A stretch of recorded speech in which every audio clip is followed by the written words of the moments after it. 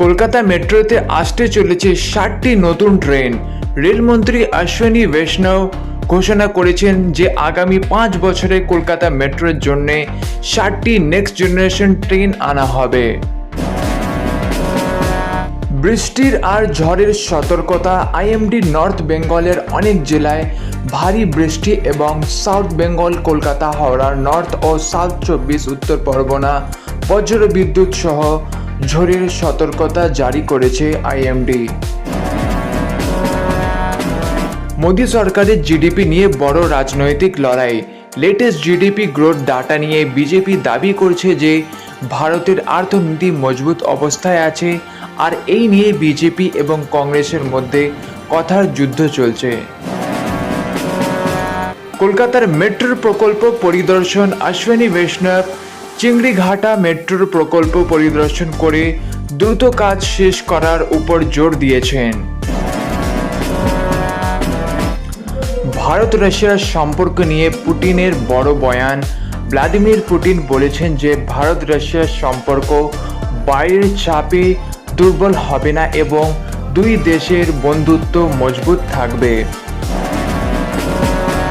West বেঙ্গলে বড় railway investment. রাজ্যে প্রায় 1 লাখ কোটি রেলওয়ে প্রকল্প পরিকল্পনা নিয়ে আলোচনা চলছে, যা পরিবহন ব্যবস্থার আরও উন্নত করতে পারে।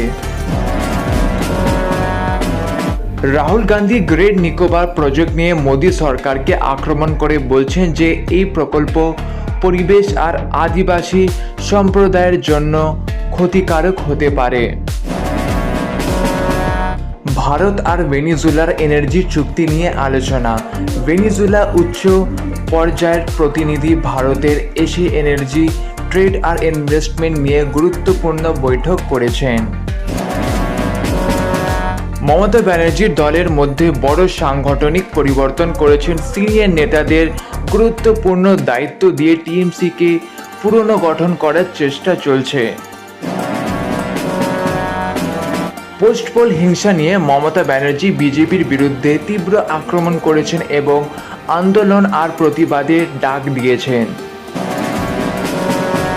সিজেপির বড় আন্দোলন। দিল্লির যন্তর মন্তরে হাজার হাজার ছাত্র ছাত্রী, প্রার্থী এবং যুব মানুষ এক্সামের আর রিক্রুটমেন্টের প্রসেসের বিরুদ্ধে প্রতিবাদ জানালেন।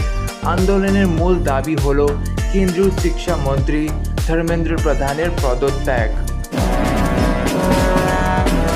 মমতা ব্যানার্জি অপোজিশন ইন্ডিয়ান ব্লকের বৈঠকের পক্ষে কথা বলেছেন। বিজেপির বিরুদ্ধে বিরোধী শক্তিকে একত্রিত করার চেষ্টা চলছে।